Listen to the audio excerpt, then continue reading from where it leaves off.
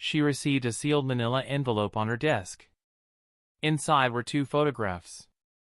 The first was of Gina in the hospital bed. The second was of her, on an operating table, her eyes removed. The timestamp, March 3rd, 4:06 a.m. There was no record of any surgery that day. Not at Beach. Not anywhere in the National Medical Database. Part 4, the room that wasn't on the map. After receiving the photographs, Dr. Huang began digging through the hospital's oldest architectural blueprints, searching for anomalies. She found one. A room labeled Annex B3-12, buried 2 floors beneath the basement level. There was no stair access. No elevator button. No known keycard entry. But the blueprints, dated 1979, clearly showed a hallway, a sealed room, and an old lift shaft that no longer existed in the modern plans. With Minji's help, she located an unused janitorial passage behind the morgue. There, hidden behind a false wall, they found a narrow steel door, unmarked. No handle. Just a scanner. That night, Minji returned with a stolen master keycard from administration. Shockingly, the door unlocked. Inside was a stairwell descending into darkness. Concrete. Damp. Unlit. They descended. 1 floor. 2. Then the hallway. Then the room. It wasn't abandoned. The walls were lined with observation equipment, cameras, biometric sensors, EEG machines, many still glowing faintly. And in the middle of the room, a hospital bed. Straps at the wrists and ankles. Fresh blood on the restraints. But no patient. Just a mirror, bolted to the ceiling. In the reflection, they saw something that wasn't in the room with them. Something tall. Thin. And grinning. They ran. And as they did, the lights in the corridor flickered on. One by one. Chasing them. Part 5, the message in her eyes. When Dr. Huang and Minji burst back into the light of the janitorial corridor, they sealed the door behind them. No one followed. The next morning, Dr. Huang called in a favor from a former colleague, an AI analyst working in government data forensics. She sent him stills from the leaked surveillance tapes and the photograph of Gina's eyes before the surgery. He called her back that evening. "You need to sit down." In the high-resolution scan of Gina's eyes, embedded in the iris patterns, were symbols. Not natural. Not human. The analyst ran them through linguistic analysis tools. And found that the sequence mirrored an ancient algorithmic cipher used in Cold War-era intelligence. But that wasn't the disturbing part. The cipher, when decrypted, spelled out exactly 5 words. They are inside the system. He asked her where she got the image. She said nothing. But his final message was chilling. This wasn't carved in. This was there, since the day she was born. Dr. Huang never returned to Beach General. She left South Korea 6 months later and now lives under an assumed name in Switzerland. Minji was found unresponsive in her apartment 3 days after the escape. Her eyes were wide open. And missing. In her last log journal entry, she wrote, "He's behind your eyes. And now, he knows I know. The man who died in every mirror." A camera captures the truth.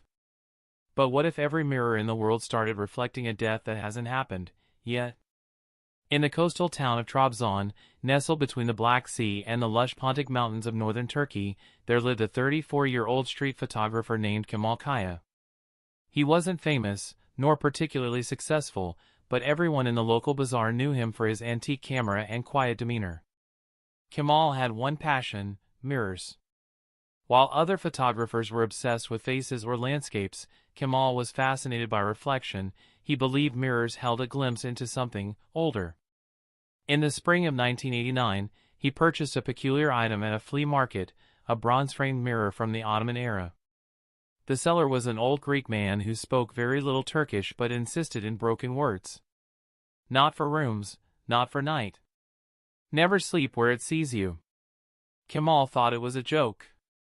A trick to drive up the price. He bought it anyway. He brought it home to his small apartment above a tea house in the Orda district and mounted it across from his bed. That night, at 3:33 a.m., he woke with a start. Not from a nightmare, but because he heard something snap.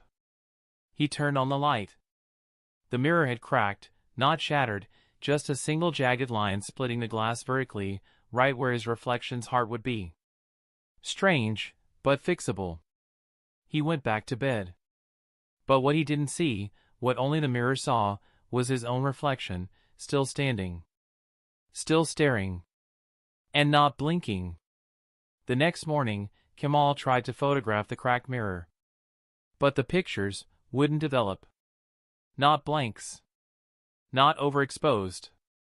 Just dark. Completely black negatives. He tried another mirror in the house. It developed fine. He even tried taking a photo of his own reflection in the new mirror. But when the image appeared, it didn't show him. It showed a man slumped forward, blood pooling from an unseen wound just below the glass line. His own clothes. His own apartment. But, dead. Kemal was shaken, but tried to explain it away. Faulty chemicals. Light leaks. Old camera. Until it happened again. And again. Every time he captured his reflection, the photo showed the same image. Him, dead. Always from a mirror's point of view. And always closer. Word of Kemal's strange photos began to circulate quietly among local shopkeepers. Most thought it was a hoax. Until a blind beggar, known only as Hikmet, approached Kemal in the market one evening. He said something bizarre. "You should cover the glass. He sees you now." Kemal asked what he meant. Hikmet leaned in and whispered, "There is no such thing as a broken mirror. Only a mirror that has started telling the truth." He claimed there was a curse, one that originated in a forgotten village in Anatolia, where mirrors were banned.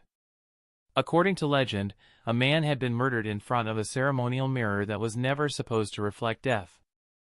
That mirror, Hikmet said, was passed down, hidden, sold, forgotten, until someone hung it in the wrong place at the wrong time. That person, Hikmet added, was Kemal.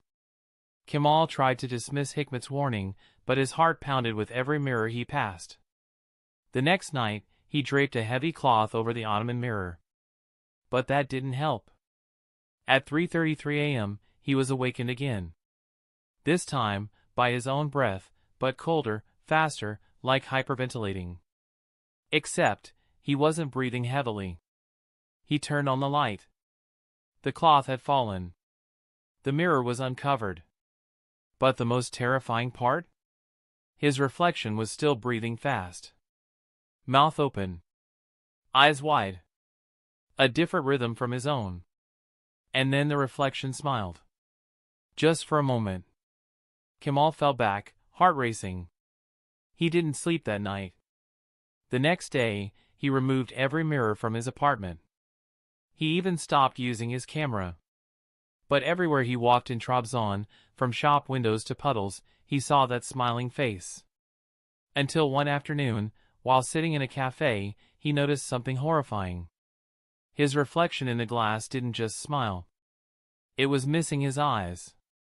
Desperate, Kemal visited a reclusive scholar of Turkish mysticism named Dr. Nalan Erden, an expert in folklore and forgotten curses. She listened patiently to his story and then asked one question. "Have you seen the back of the mirror?" Confused, Kemal admitted he hadn't. She insisted he bring it to her. They removed the mirror from the wall together. On the back, carved in Ottoman script, were 5 words. "He waits in the last reflection." Dr. Nalan explained the legend of the Fikri Inasi, the thinking mirror, said to capture not your image, but your destiny. The final reflection it showed was your end. She told Kemal if he wanted to break the curse, he had to take the mirror back to its origin. To the village that no longer exists. A place burned down during the Anatolian Greek expulsion in 1923. A place only remembered in oral stories. But she knew where it had stood, and she agreed to go with him. Deep in the mountains of Anatolia, Kemal and Dr. Nayland arrived at the overgrown ruins of a place locals refused to name. There were no roads, no people, just broken stones, old well foundations, and the bones of buildings.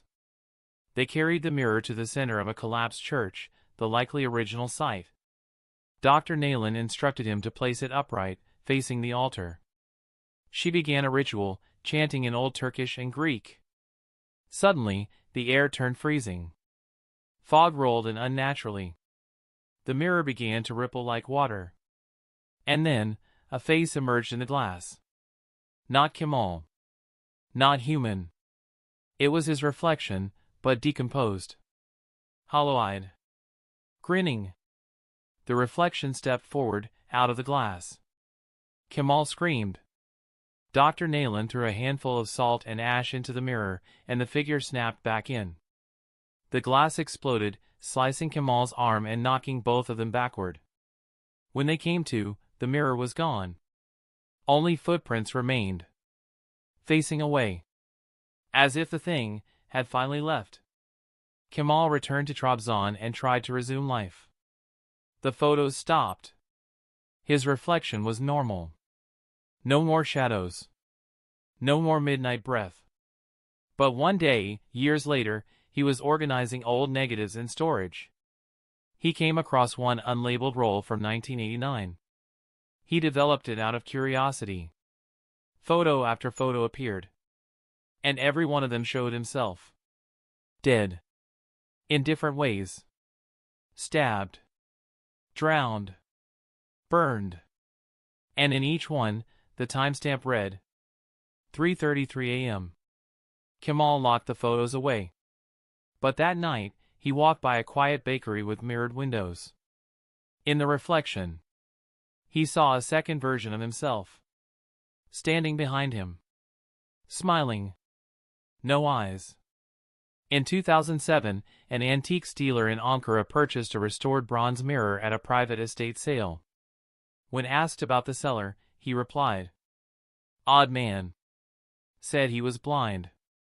Said the mirror chose me." That night, the dealer placed the mirror in his bedroom. And at 3:33 a.m., he awoke to a sound. The slow snap of cracking glass. Some reflections are not reversed images, they're previews.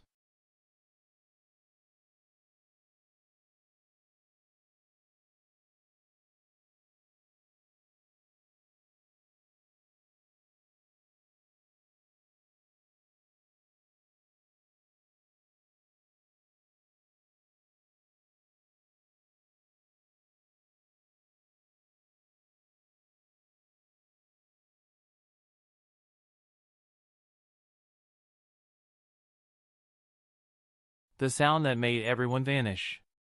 In the northern foothills of Argentina, not far from the edge of the Andean cloud forest, lies a village that most people don't even know existed. Official records list it as a defunct agricultural commune, a place that faded away due to drought or migration.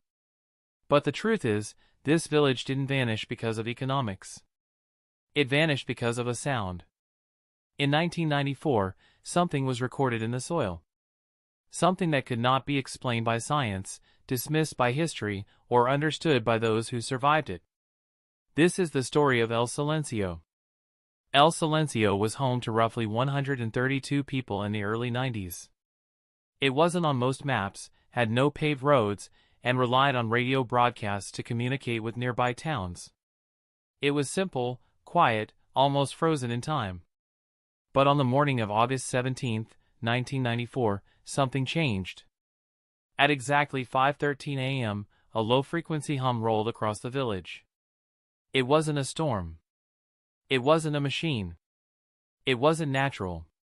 It came from beneath. Farmers tending to livestock froze in place as the sound passed under their feet. Glasses rattled. Soil pulsed. Dogs whimpered. Chickens dropped dead in their coops.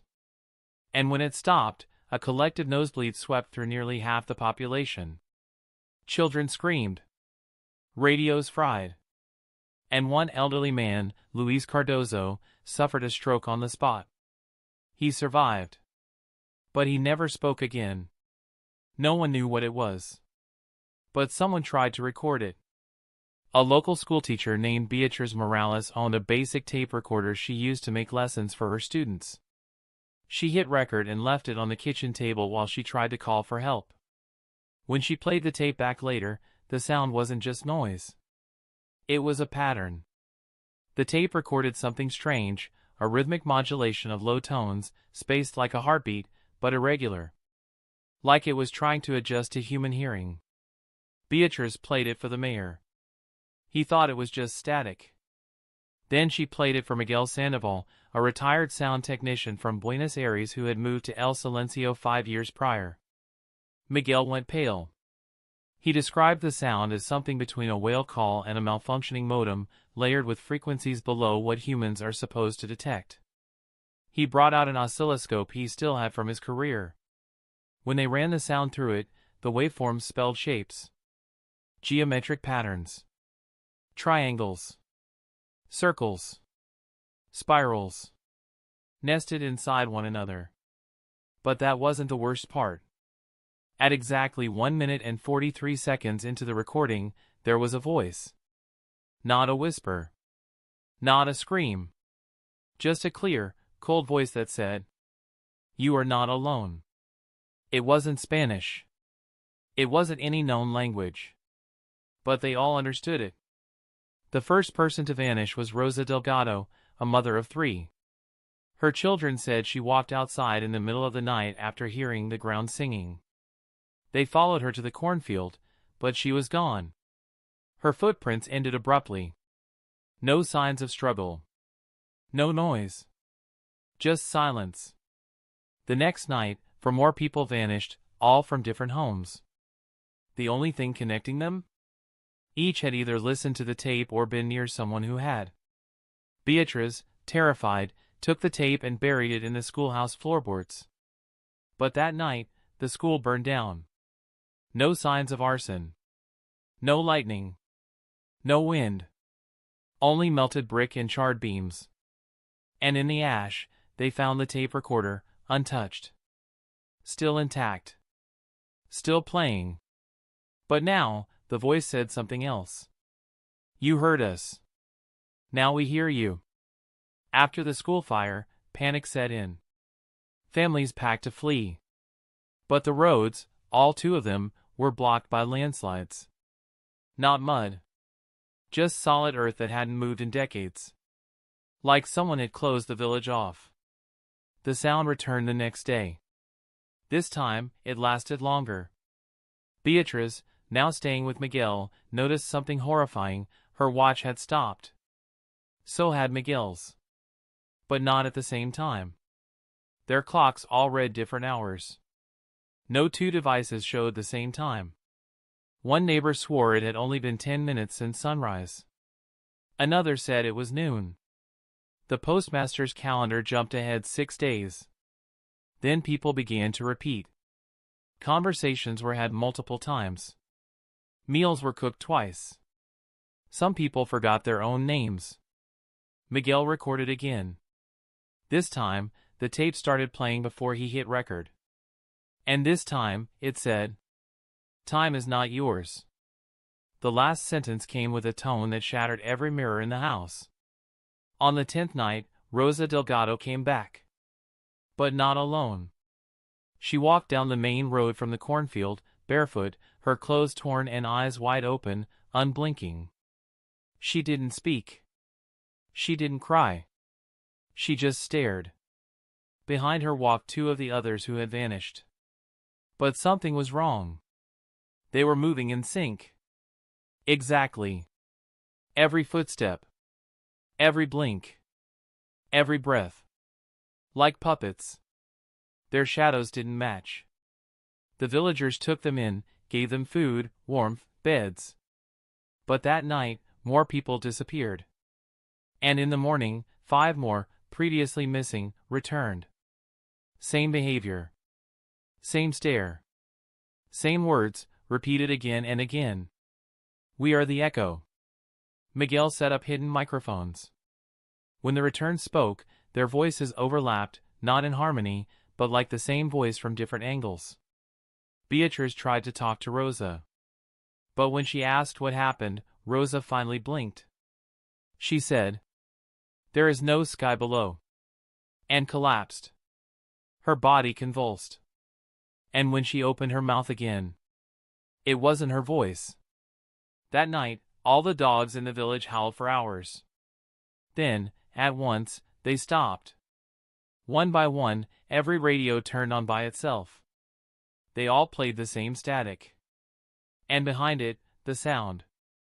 The same pulse, growing deeper. Slower. Heavier. The ground began to vibrate.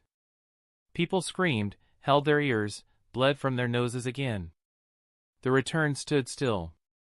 Every one of them. Beatrice and Miguel gathered the remaining villagers in the church. She brought the original tape. He brought gasoline. They played it one last time. But the voice had changed again. It said, "We are awake now." They burned the tape. But the sound didn't stop. It got louder. The air shimmered. The sky turned black. And the stars began to move. 3 days later, a military helicopter flew over where El Silencio should have been. There was nothing there. Just grass. Trees. An empty plateau. No buildings. No people. No rubble. Only a single cassette tape lying in the dirt. With a handwritten label. Silencio. No one has played it since. The man who never entered the building. In the heart of Singapore's central business district, surrounded by steel towers and mirrored glass, sits a mid-rise office building that's indistinguishable from 1,000 others. Clean. Modern. Efficient. But in August of 2011, something happened there that no system could explain. Security footage. Entry logs. Witnesses. They all said the same thing: a man walked in. But according to every record, every frame, every scan, he never did. This is the story of the man who never entered the building. On the morning of August 9, 2011, National Day in Singapore, a skeleton crew manned Tower 8 of the Marina Ridge complex. Most tenants had the day off. But a few financial firms ran 24-hour operations and had traders covering international markets. At 7:42 a.m., the security team noted a man walking toward the revolving doors of the lobby. He was average height, wearing a dark suit, white shirt, no tie. He carried a briefcase and moved with purpose. CCTV footage showed him pass through the revolving doors without stopping. But here's the thing. The doors never moved. On camera, the man steps forward. And vanishes. No glass shimmer. No door rotation. No distortion. He just walks into the door. And is gone. Chief of Security, Lim Jian Hao, was the first to spot it. He thought it was a glitch. He rewound the footage. Same thing. Timecode intact. Other people in frame moving normally. Reflections in glass consistent. Except for the man. Lim checked the RFID log. No employee ID swiped at that time. He checked the weight sensor in the floor mat. Nothing. Then he checked the thermal camera. For 5 seconds, the sensor showed a heat signature. But not of a full human. Just the outline of a hand, lingering against the door. And then, it evaporated. Later that day, an intern named Cheryl Tan was returning from a coffee run. She decided to take the stairwell to the 12th floor where her hedge fund employer occupied a leased suite. She didn't think much of the man she passed on the 8th floor landing. He wore a dark suit, carried a briefcase, and was standing very still, as if he was waiting for someone. Cheryl smiled at him. He didn't smile back. He just looked at her, and then turned around and walked upward, toward the 9th floor. When she got to her office, Cheryl asked the receptionist if there were any new hires or visitors. They said no. No guests were scheduled. No new employees had started. Cheryl described the man. The receptionist paused, then quietly asked her to come look at something. She pulled up a photo from earlier that morning. Security stills. It was the same man. But the picture was from outside. He never entered the building. That evening, at 11:17 p.m., the night shift security guard, Dev Anand, received a call from an office on the 14th floor. A man said he was locked in and couldn't get out. Dev checked the logs. That suite was empty. No card access. No alarms.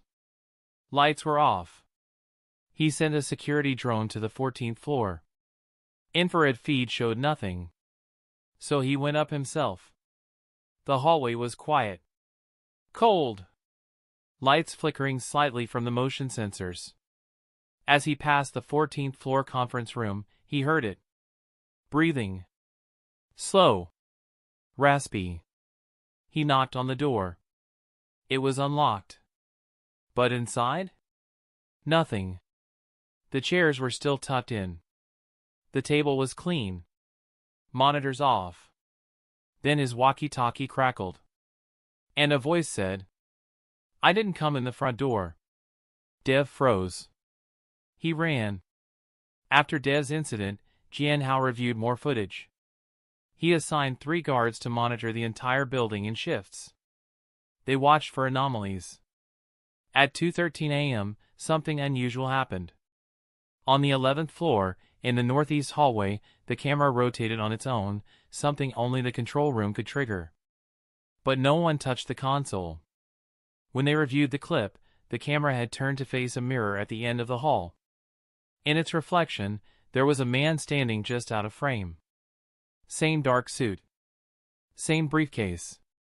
But this time, the man looked directly into the mirror, as if he knew where the camera was.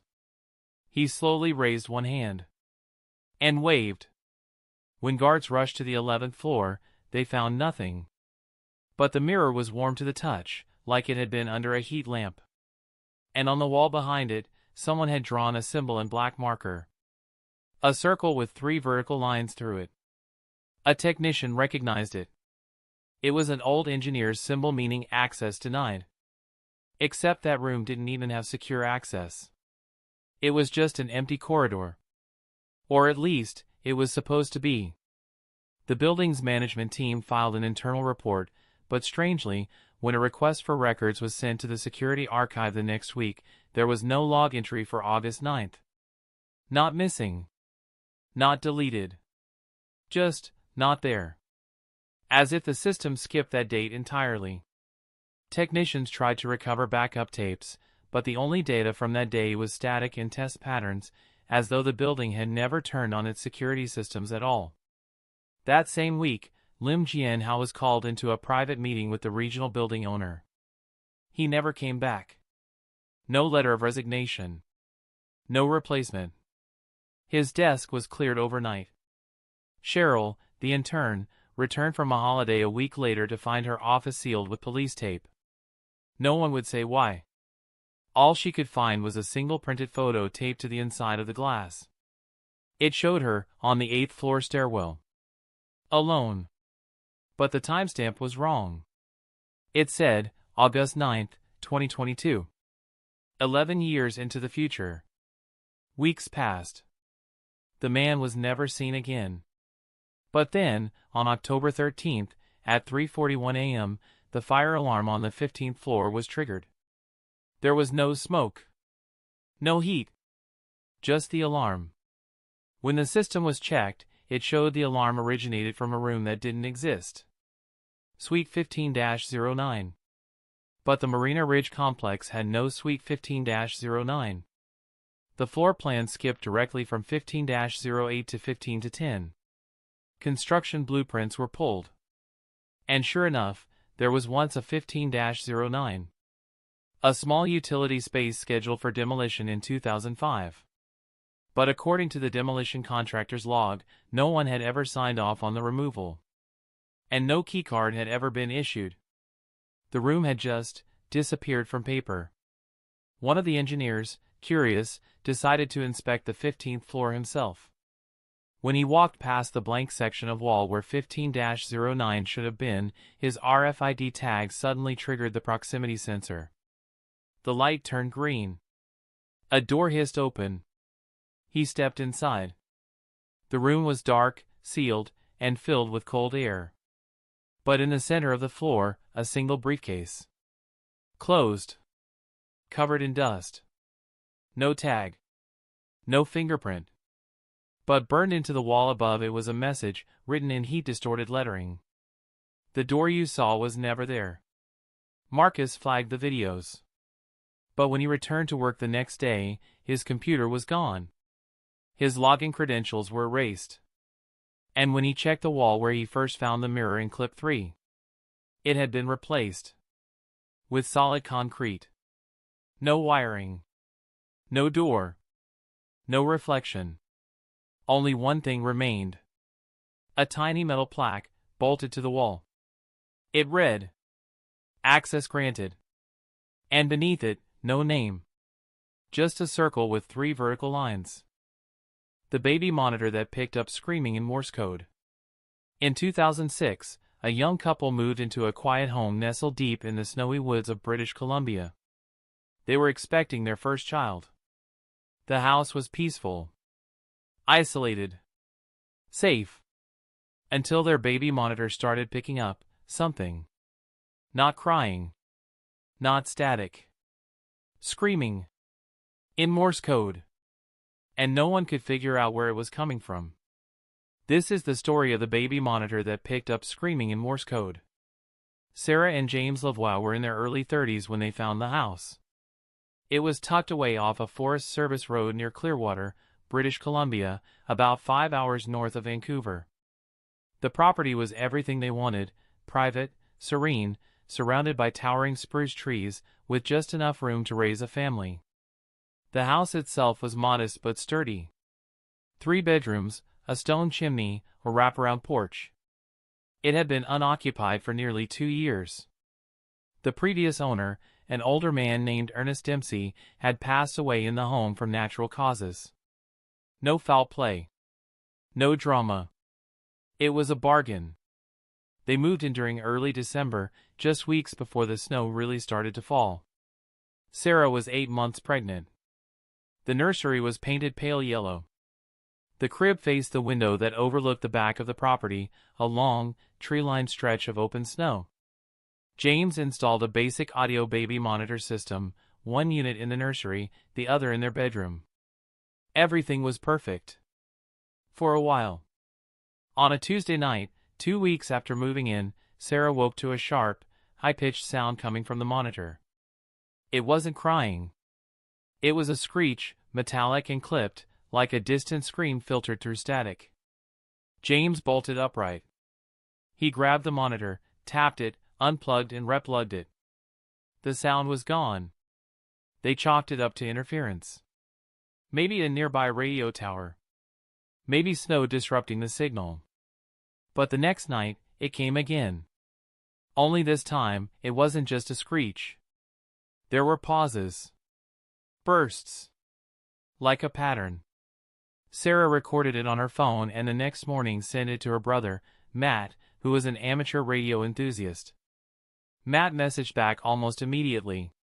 "Do you realize that's Morse code?" Sarah asked what it said. Matt replied, "It's not coherent. But some of it says 'help me.' And then it's cold." James thought it had to be some prank. But Sarah was beginning to feel something else. Fear. Matt decided to visit that weekend. He brought his portable ham radio equipment, curious to scan the frequencies himself. On Saturday night, while Sarah and James slept, Matt tuned into the same band as the baby monitor. At 3:17 a.m., the signal spiked. Not only did he hear the scream again, he also recorded a second voice. This one was deeper, slower, and not in Morse. It whispered, "You're not supposed to hear this." Matt leapt out of his chair. He wrote down the frequency and went outside with a handheld scanner to triangulate the source. What he found disturbed him. The signal wasn't coming from a radio tower. It was strongest at the nursery window. There was nothing outside. Just snow. And trees. Matt replayed the recording the next morning. Sarah and James listened, their faces pale. Then, after the last scream, they heard something new. A short, clear burst of Morse code. Matt wrote it down on a napkin. It spelled out a name. Dempsey. James felt his stomach drop. That was the name of the previous owner, Ernest Dempsey, the man who died in the house. Sarah, growing increasingly uncomfortable, asked Matt if it was possible to fake the signal. Matt shook his head. No one transmits on this band. And it's not piggybacking off Wi-Fi or Bluetooth. This is analog. And it's local. Very local. Later that afternoon, James went into town to the county records office. He requested a copy of Ernest Dempsey's file. What he found wasn't what he expected. Yes, Ernest had died of natural causes. But there was one detail that had never been mentioned by the realtor. He'd been found in the nursery, collapsed at the base of the crib. And the baby monitor had been on. Only there was no baby. That night, Sarah couldn't sleep. James had left the monitor on the nightstand. At around 2:44 a.m., it crackled. Then a sharp, piercing sound cut through the static. Not Morse. Not a scream. A soft crying. It wasn't their baby, she hadn't been born yet. Sarah grabbed the device. The crying continued, faint but rhythmic. Then it shifted, slipping back into coded taps and bursts. She shook James awake. Matt came rushing into the room. They listened, this time recording on multiple devices. Matt said the signal wasn't just interference. It had moved to a secondary band, one that matched vintage monitors from the 1980s. Sarah stood and opened the closet where they kept old tools and supplies. Behind a stack of paint cans, she found something strange. An old baby monitor. Dusty. Yellowed. Disconnected. But definitely on. It wasn't plugged in. It had no batteries. And yet it was lit. For a moment, no one spoke. Sarah reached toward the old monitor. As her hand approached, it hissed louder, as if reacting to her presence. She stopped. Then, through the speaker. "Where is she?" It was a man's voice. Tired. Hollow. Familiar. James gasped. It was his own voice. But distorted. Older. As if spoken by someone who had lived through unimaginable grief. Then came more Morse code. Matt quickly jotted it down. Alone. Lost. Still waiting. Sarah turned pale. Is it the baby? James shook his head slowly. What if it's not about our baby? Matt looked up. You think it's about his? The three of them stood in silence. The temperature in the room dropped noticeably. The old monitor's red light pulsed once more, then died. This time for good. The next morning, Sarah suggested they search the house, every inch. There had to be something they were missing. So the three of them combed through each room, checking baseboards, crawlspaces, attic panels. That's when Matt noticed something odd in the floor plan they'd gotten from the county records office. There was a room. A small square space between the nursery and the hallway bathroom. But in the real house, that space didn't exist. James grabbed a stud finder and began tapping the nursery wall. It sounded hollow. Matt ran outside to the hardware store and came back with tools. They cut through the drywall. Behind it, another wall. James broke through with a crowbar. Dust billowed out. And there it was. A hidden room. Maybe 5 feet by 5 feet. Bare concrete walls. No door. No window. And in the center, a rusted baby crib. Inside the crib, a faded blanket. Beneath the blanket, bones. Infant-sized. Sarah screamed. The monitor in her hand buzzed to life. I found her. The voice was James's again. Only now, it was crying. Matt called the police. A full forensic team arrived by mid-afternoon. The remains were confirmed to be decades old, from the late 1980s. The case was reopened. Ernest Dempsey's background was investigated further. It turned out Sarah gave birth to a healthy baby girl named Lena 2 weeks later, in a hospital far from the house. They never returned. The old monitor, the one with no power source, was left behind. But Matt, out of morbid curiosity, took it with him. For weeks, it was silent. Until one night, while he was asleep in his apartment, it turned on. And whispered. She's not gone. She never left. Then, just as before, it went dead. And this time, it stayed that way. Forever. Title: The Photograph That Predicted Death. Photographs capture memories, moments frozen in time. But what if one picture didn't capture the past, but revealed the future? In the summer of 1978, in the historic heart of Bologna, Italy, a small photography studio sat nestled between a bakery and a tobacco shop on Via del Molin. The studio, called Studio Valenti, had been run by Giancarlo Valenti, a meticulous man in his 60s with a reputation for precision, silence, and an old-school passion for analog film. He had taken portraits of generations of Bolognese families, weddings, baptisms, funerals. But what happened that summer would mark the last photo ever taken in that studio. Because the image Giancarlo developed didn't just show what was in front of the lens. It showed what hadn't happened yet. And someone in the photo would be dead within 48 hours. It was a Thursday afternoon in late July when Claudia Bianchi, a young woman in her late 20s, walked into Studio Valenti. She wanted a portrait taken for her upcoming wedding. She was calm. Smiling. She wore a pale lavender dress with a floral brooch. Giancarlo remembered her